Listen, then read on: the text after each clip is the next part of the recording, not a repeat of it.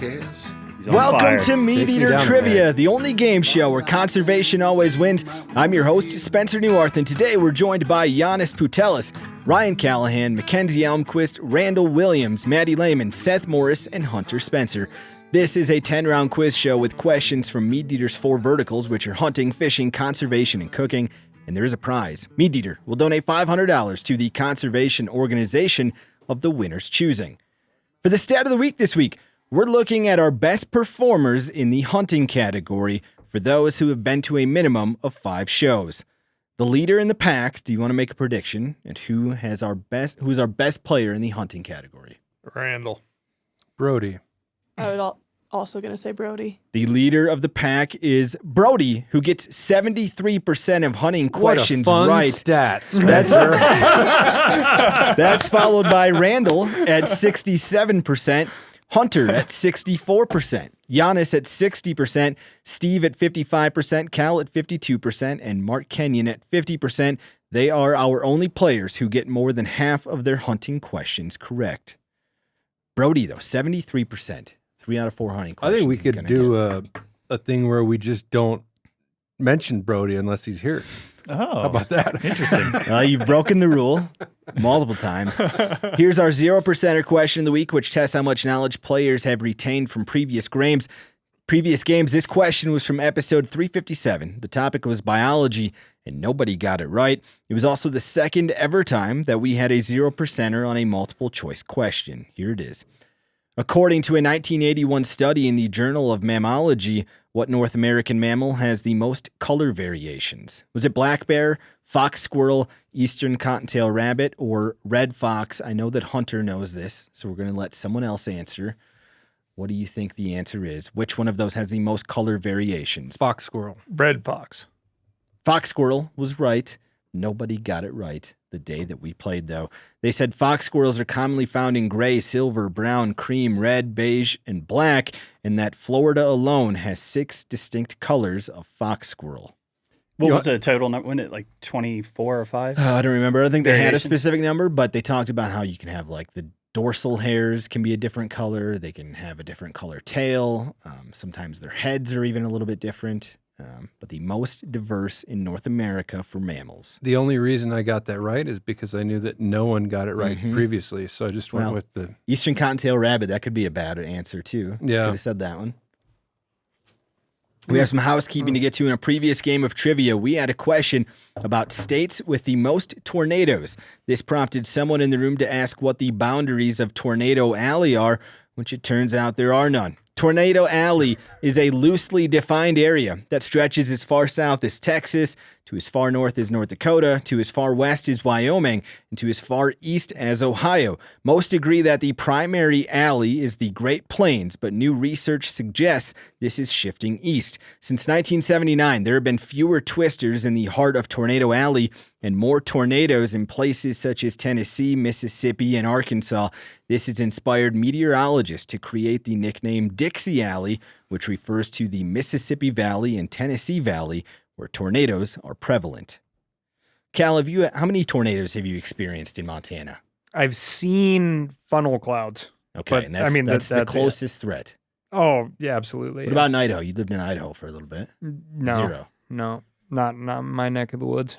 Kind of miss having that little threat of severe weather living out here. It's amazing when you see one, right? You're like, oh, there's no mistaking what it is. That's neat, but yeah, I don't need to feel the power. We didn't see the funnel cloud, but we were canoeing the breaks one time and had a crazy storm, and we had to pull off the river like 4 or 5 times, and lightning and thunder and all that. And when we got out, we went to the bar, and they're like, oh, you guys were out in a tornado. And it would have been a lot more fun had we been able to say we saw it. But apparently we were in the tornado. You were the tornado. Yeah. Okay. Water spouts, water spouts, Fort Peck and Canyon Ferry and stuff. I've seen big those. exposed bodies. Those are impressive too. Eastern Washington, they must be like the dust devil capital of the world. Those things are crazy. They're everywhere. They're cool. They're fun to see. When we were driving through, I had to point out to my wife all the time, like, dust devil, dust devil. And then within like 5 minutes, it became not unique anymore. The Shelby Index for today's round is a 5, so I'm putting us on perfect game alert. With that, we're on to the game of trivia. Play the drop, Phil. Nope. That's the clock. I need to know what I stand to win. Everything. How's that? You stand to win everything. It'd be fun to put that little bit of conversation in a bunch of different contexts and be like, which one is the most appropriate? Which conversation? The what do I stand to win?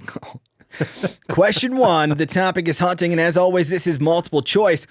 Which of these animals has the highest minimum score in the Pope and Young record books?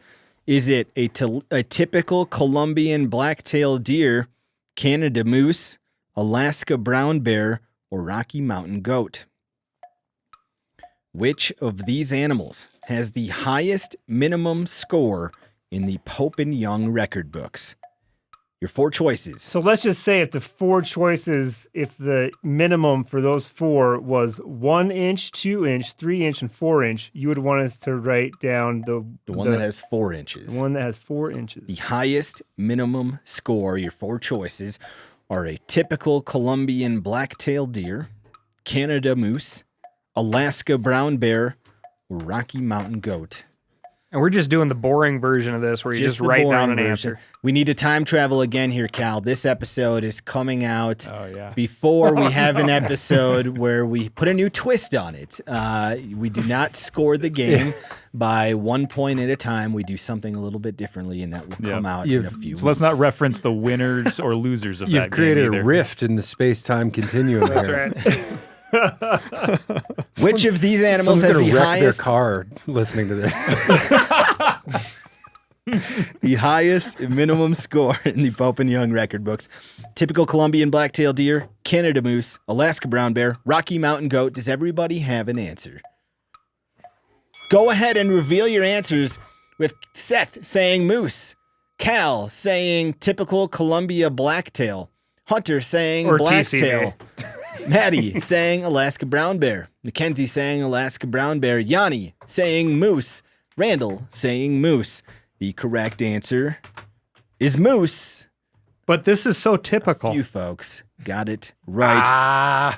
An Alaska brown bear minimum score is 20. A Rocky Mountain goat is 40. A typical Colombian black-tailed deer is 95. And a Canada moose is 135. The Pope and Young world record Canada moose was 222 inches, and it was killed in 1988 in Quebec.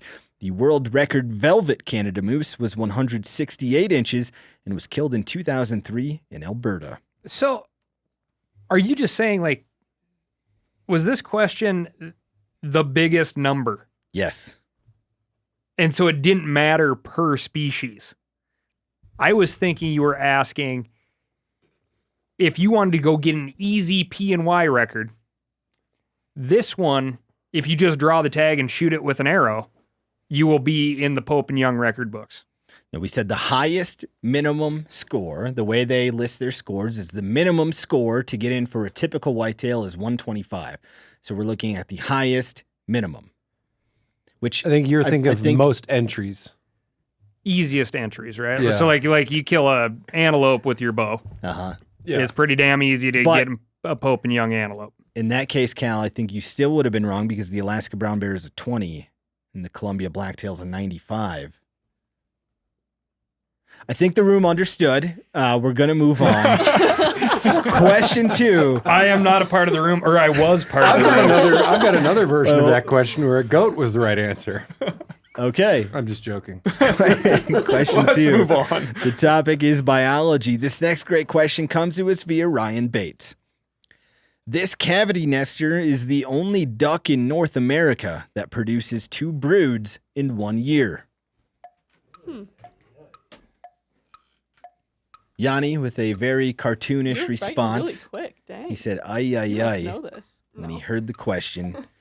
I'm just Topic gonna is write my biology. favorite duck. This cavity nester is the only duck in North America that produces 2 broods in 1 year. Maddie, you seem confident. Do you have this one right? No. Okay. No, just a duck name that I know. So. Yeah. Okay. I am confident about naming a duck. This cavity nester is the only duck in North America that produces 2 broods in 1 year. Does everybody have an answer? Randall? I do. Go ahead and reveal your answers. We have Seth saying wood duck, Cal saying wood duck, Hunter saying spoonbill, Maddie saying mallard, Mackenzie saying ruddy duck, Giannis saying wood duck, Randall saying tundra swan. Is that thing nested in a cavity? I don't. Spencer likes questions about tundra swans. he wanted to poke at me so terribly that he went with something that wasn't even a duck. Despite I was going to guess Daffy, but I thought tundra swan duck would be funnier. The correct answer is wood duck. A few folks got it. A wood duck will produce 6 to 15 eggs each time. In the north, they only have one brood per year, but in the south, they'll sometimes produce 2 broods each year. One study found that they're more likely to have a second brood in years where the nesting season is longest, and that the first nesting always has more eggs. That's where they get that saying about southern ducks. You know, they're a little more promiscuous. Okay. Did you know that one, Cal? That they'll kick out 2 broods a year sometimes. I did.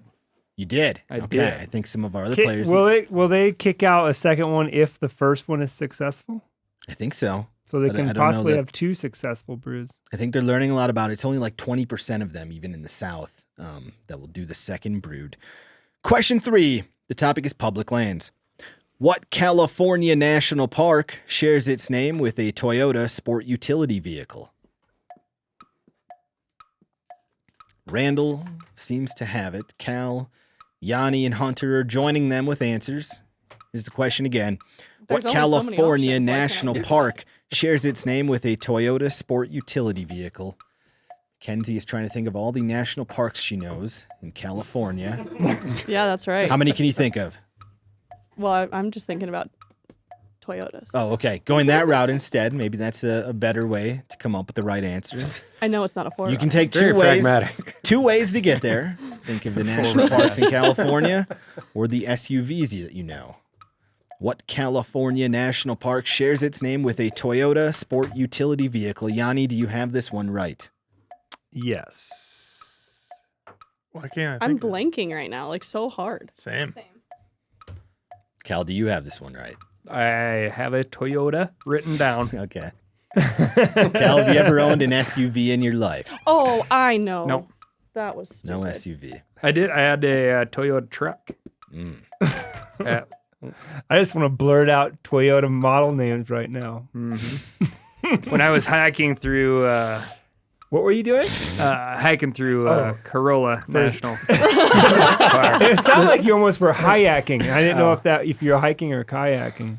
Oh, I've been mentally abused can't I think of talking this? about things so many times in this game. TRD Off-Road Package National Park? Yeah. That's right. That's Seth, you think you have a better chance at thinking of the SUVs or the California national parks? You have no answer right now. Definitely. Well, I don't know.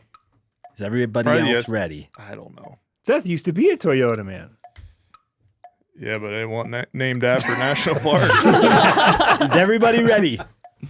Go ahead and reveal your answers. We have Oh. Seth without an answer, Cal and Hunter saying Sequoia, Maddie without an answer, Mackenzie and Giannis and Randall all saying Sequoia. They got it. That makes me feel better. I thought it was going to be something very obvious. I The don't, correct I don't know answer if I even is heard of a Toyota Sequoia.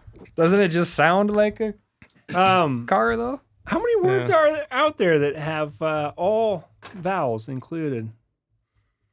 I don't know, Yanni. There's probably that's a good great word point. for words like that. Mhm. Toyota chose the name Sequoia because those are the biggest trees in the world, and this is the biggest SUV in their lineup. Sequoia National Park has been around since 1890. It was our second national park and was created to protect the tree that it's named after. Question 4, the topic is gear. This next great question comes to us via Daniel Kraus. What's the term that describes the distance between your eye and the lens on a pair of binoculars? Oh. I know. Topic this. is gear. What's the term that describes the distance between your eye and the lens on a pair of I know. binoculars? Hunter, do you have this one right? Hope so. Cal and Randall seem confident as well. Seth, do you have this one right? I don't know.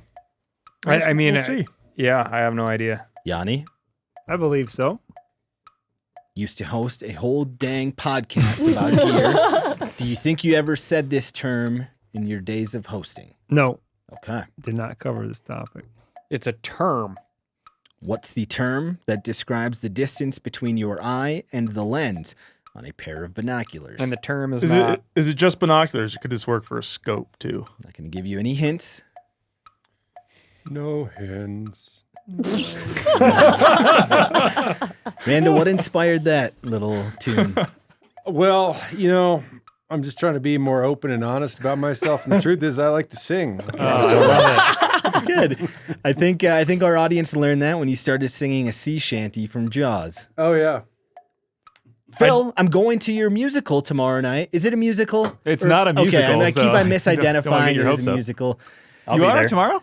Gonna be there tomorrow. Oh, That's right. Thanks, I'll be there. Spencer. No, it's a Hunter going my too. It's a screwball comedy from the 1930s. That's right. You can't take it with We've you. only aged- talked about it 17 It's times. aged really well.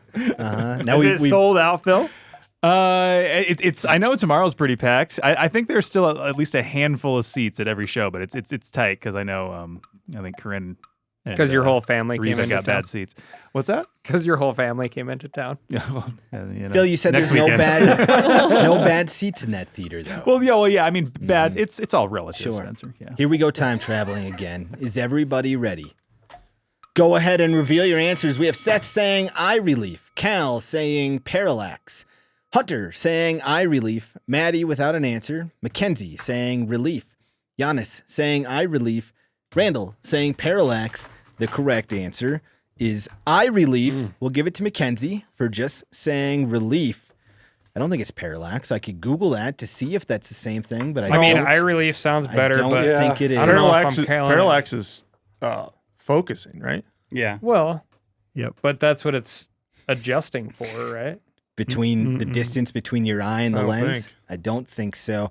Eye relief is important for seeing clearly through binos. Too close, and you'll have kidney-shaped shadows around the image. Too far, and you won't see the full image. This is measured in millimeters and is usually between 10 and 20 on hunting binoculars.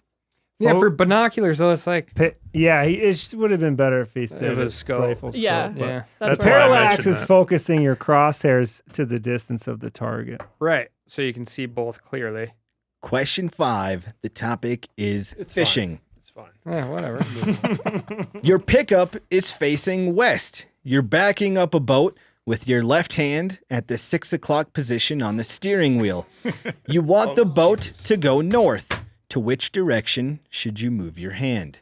North. Cardinal direction? All right, you really or- got to follow along Okay. here. There are multiple correct answers to this. Okay. Here it is again. Your pickup is facing west. You're backing up a boat with your left hand at the 6 o'clock position on the steering wheel. You want the boat to go north. To which direction should you move your hand? Are we assuming that when your pickup is facing west, It's straight. that the trailer and boat are It's all straight. It's all lined up. It's Okay. it's as straight as it could possibly be, Yanni. Okay. You want a fun fact? But maybe is it going to give out a hint? No, it's not. Okay. But yes. This came up recently. I got a little undercover opportunity to go drive the back end of a ladder truck on like a full-blown fire truck, ladder truck. Okay. Well, undercover fireman. Explain that to me. He was pretending to be a fireman. I put a fireman hat on Okay. and went out with a bunch of firemen and got to drive the rear end of the truck. Mm. And holy cow, was it a lot of fun. Okay. Good.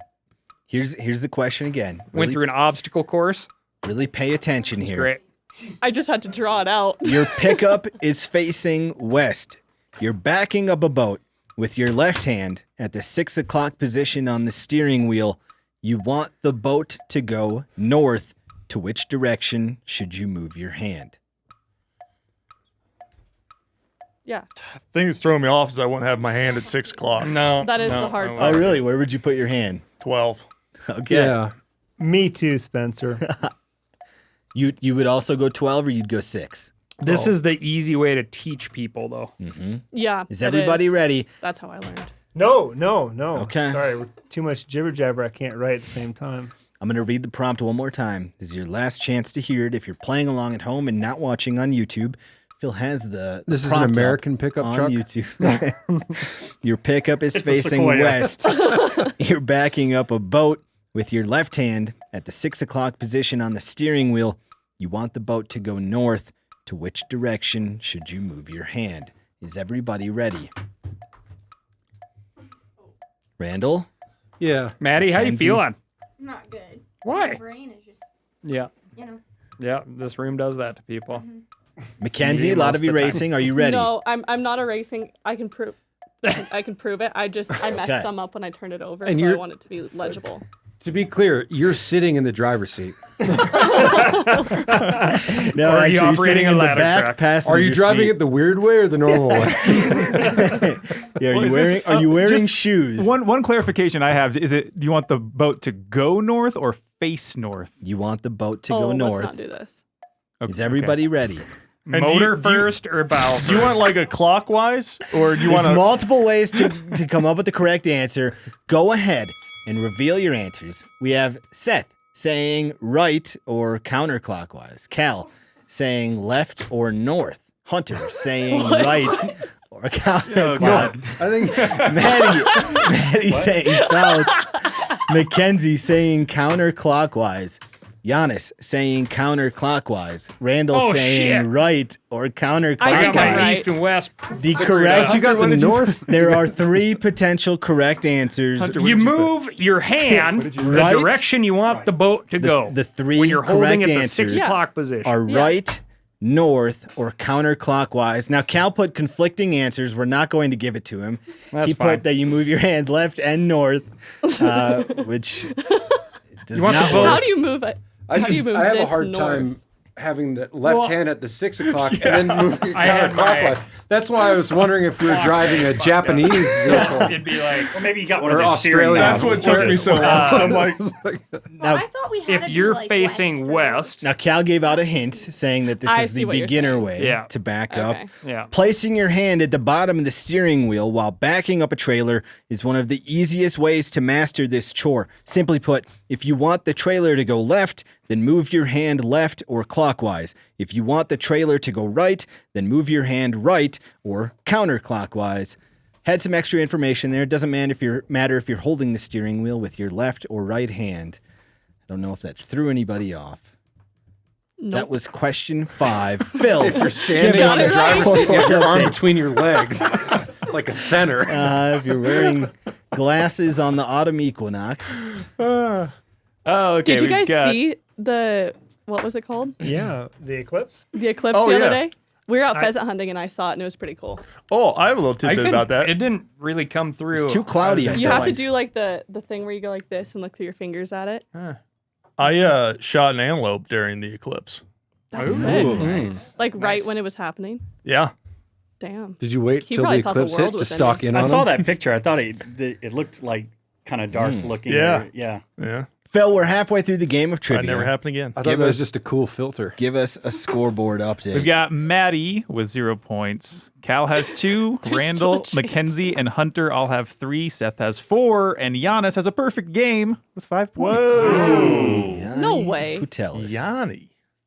No way. Question 6. Some good questions here. Question 6. The topic is hunting. This next great question comes to us via Justin Schmitz. Who sells the legendary A5 shotgun? God, it's my dream gun. Who sells the legendary A5 shotgun? Randall and Hunter and Seth are all confident. Cal and Yanni are joining them. Is it So you looking is it for called like Shields manufacturer or or retailer? Bass Yeah. Pro? I've Shields actually would I've be sold wrong. one of these. You can catch me on a technicality there, Randall, if you wrote down your own name. Just glad Steve wasn't here for that. Now, Yanni, why do you prefer hand at the 12 o'clock when backing up a boat? Because you look like an adult. It just is more comfortable. Here's the question again. Who sells the legendary A5 shotgun? Is everybody ready? Go ahead and reveal your answers. We have Seth and Cal. What's that say, Cal? Browning. Cal saying Browning. Seth saying Browning. Hunter saying Browning. Lost my Maddie game. saying Reddington. Giannis did lose. his- Mackenzie saying Weatherby. Giannis saying Beretta. Randall saying Browning. The correct answer is Browning. Yanni Darn. lost Going for his it, Giannis. perfect game. The A5, which is short for Auto 5, was the first mass-produced semi-auto shotgun in the world. It was designed by John Browning in 1898, patented in 1900, and produced continually until 1998. It's known for its distinctive high rear end, which earned it the nickname Humpback. Question 7. The topic is cooking. You sold one, Randall? Yeah. And then what? Shouldn't have done that. Profited. You didn't then buy a new one? Went buy straight buy to a the wedding bank. ring? I'm talking to the guy who can't use PayPal or Venmo for Oh, selling yeah. too many guns on the internet. Question 7. The topic is cooking. What real-life restaurant chain was created by Forrest Gump after he bought a fishing boat? Oh. What real-life restaurant chain was created by Forrest Gump after he bought a fishing boat? I could give you a hint that you'd probably know. The room seems pretty confident. Minus Mackenzie, maybe. Maddie, do you have this one right? I don't think so. Okay. My I can beginner's see- luck is dwindling. I can see the billboard for it in my head. Have you seen the movie? Oh, yeah. Has everyone seen the movie? Okay. One of my favorites. Yeah. What real-life restaurant chain was created by Forrest Gump after he bought a fishing boat? Is everybody ready? No. I'm just making something up. The old Browning A5. We used to have competition, not really competitions, but amongst a bunch of fishing guides, if you couldn't back a trailer up very well, then you're poked at a lot. And I remember some of the younger guys or senior guys that couldn't back trailers up, they would get sensitive about it. Did you experience that too, Cal? Oh, it screws everything up. Like, it's the hallmark of being a professional at the river access site. true. It's a guide's 401k. I mean, you don't really have much else. You don't. You don't. And yeah, I've seen some disasters at the boat ramp. Oh, it's amazing. Yeah. Is everybody ready? Go ahead and reveal your answers. We have Seth saying Bubba Gump Shrimp Company. Cal saying Bubba Gump. Hunter saying Bubba Gump. Maddie saying Popeyes. Mackenzie saying Bubba Gump Shrimp Company. Mackenzie was Giannis going for extra credit. and there. Randall saying Bubba Gump Shrimp Company. They got it. The correct answer is Bubba Gump Shrimp Company. Do you have to say shrimp company? Yeah, we'll give it to you if you just said Bubba Gump. In the Shrimp Shack, 1994 movie, Forrest buys a shrimping boat with the earnings he made while playing ping pong. He makes Lieutenant Dan his first mate, and their business, Bubba Gump Shrimp Company, takes off after being the only boat to survive Hurricane Carmen. According to Bubba Gump Shrimp Company, they're the only casual restaurant chain in the world that's based on a motion picture property. Today, there are 34 Bubba Gump Shrimp Companies in 8 countries. Because I don't want to know if you started it if the food's good, right? It's like, It's because Forrest Gump. oh. Has anyone ever eaten one? I never Yeah, have. it's one of the only crappy. It's one of many crappy food options in the airport in Cancun. Oh, so I was give going to us, say, that's Yeah. where I saw, it's right at security. They have It's that. horrible. Yeah. give us a There's review, no Cal, fries then. there? Horrible, that'd be the headline. Horrible. Yeah, it'd be like, if you want to throw money away. Guys, Did you get shrimp? you're really killing our odds of getting like a nice gift package from Bubba Gump. You Maybe can have we're it when we do increasing get them. it. They have beer. Question 8. The topic is woodsmanship. This next great question comes to us via Charlie McDonald. If you were to mate a The 3 sides of the fire triangle are heat, fuel, and blank. Mm-hmm. The 3 sides of the fire triangle are heat, fuel, and blank. Our room is very confident this may be the 100%er of this game. Okay. Maddie recoiled a little bit when I said that. Now, Randall, before, the reason I phrased it as selling the shotgun, which, as you pointed out, is probably incorrect, is because for a while someone else made it for them, I believe. I think it Oh. was what is it? The Remington Model 11? Oh, I was the going to say, you exact better not same. say Beretta. It's the exact same, so that's why. I don't remember who it was, but someone else was making it for Browning for a bit. Real pro move there.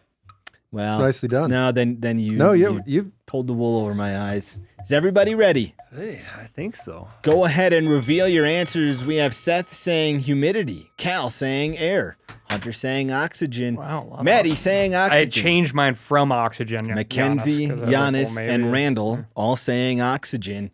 The correct answer is oxygen or air. The fire triangle is meant to illustrate what the 3 mandatory ingredients are to create fire.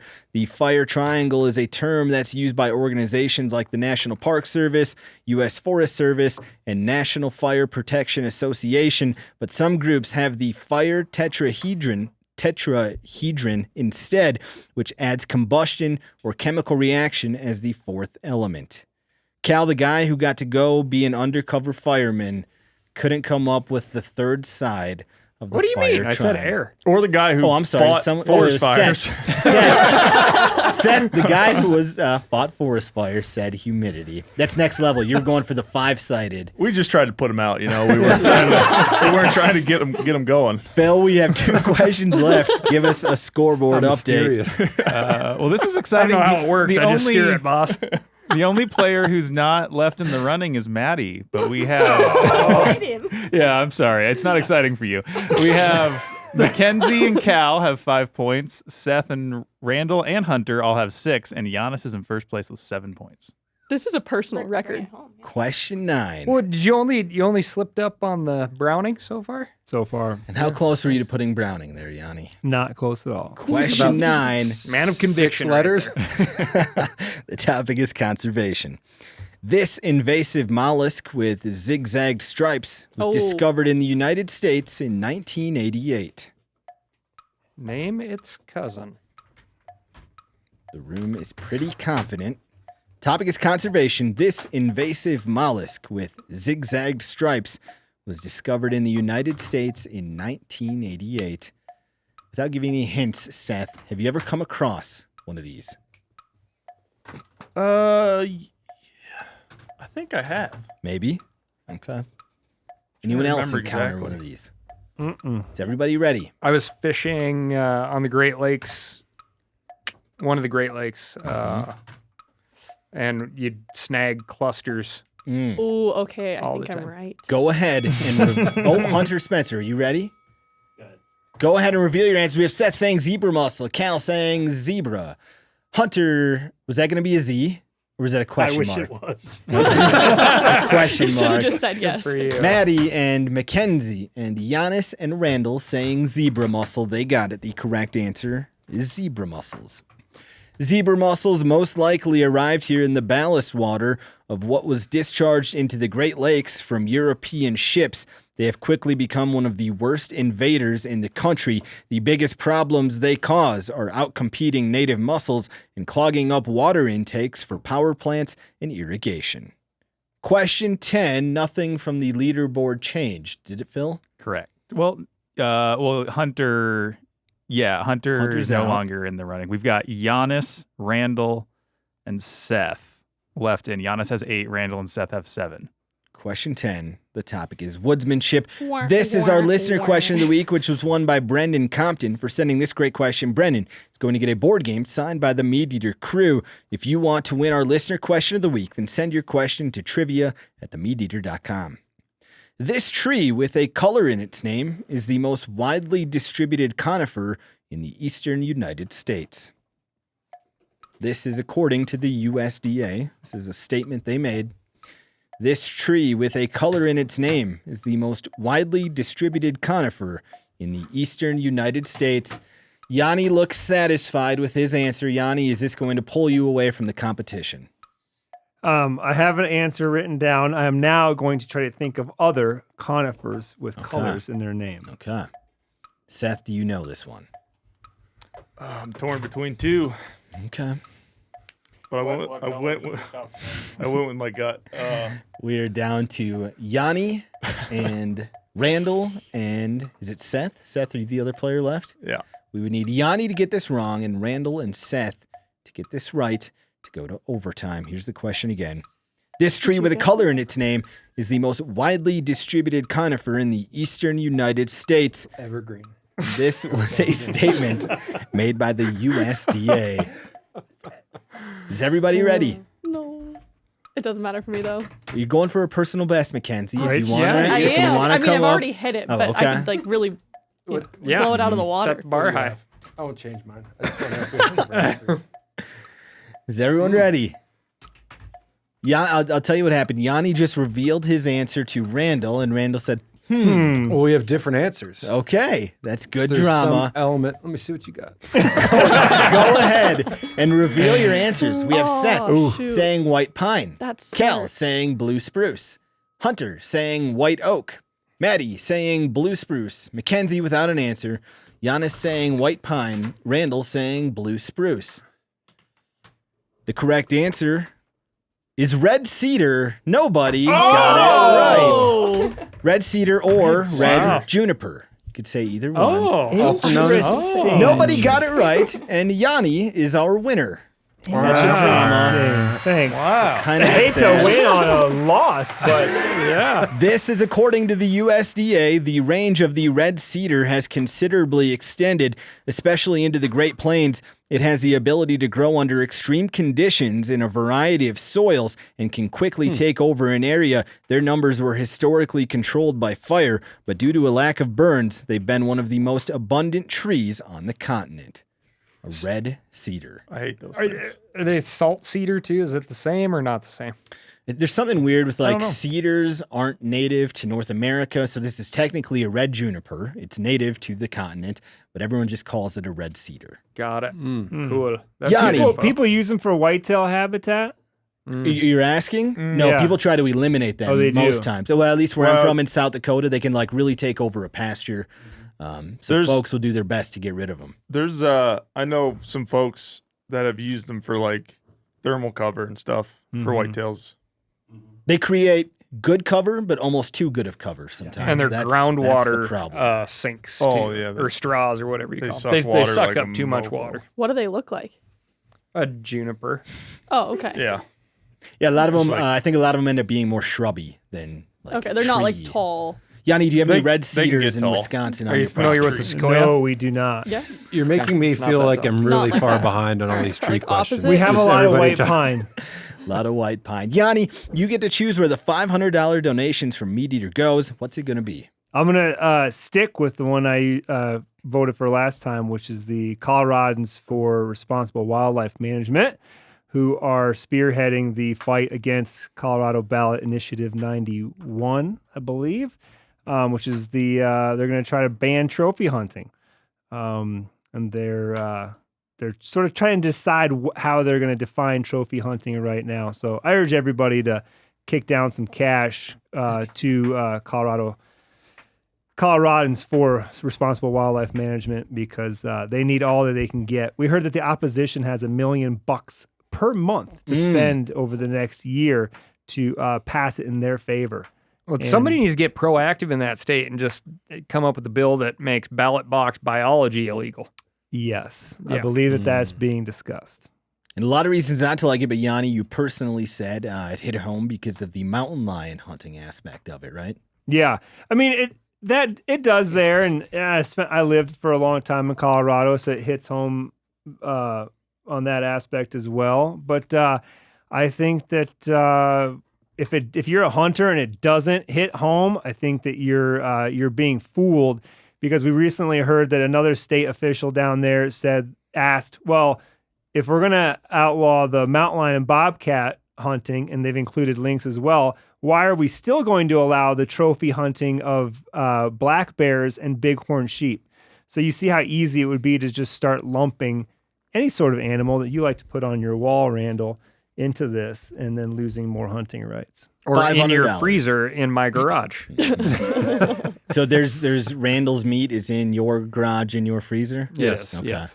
Yeah, I don't have room for 2 freezers. At the And yeah, I don't place. get to enjoy the fuzzy parts. Just just the freezer taking up space in my garage. Well done, Yanni. $500 going their way. Join enjoy us the next fuzzy time parts if for you want. more MeatEater trivia, the only game show where conservation always wins.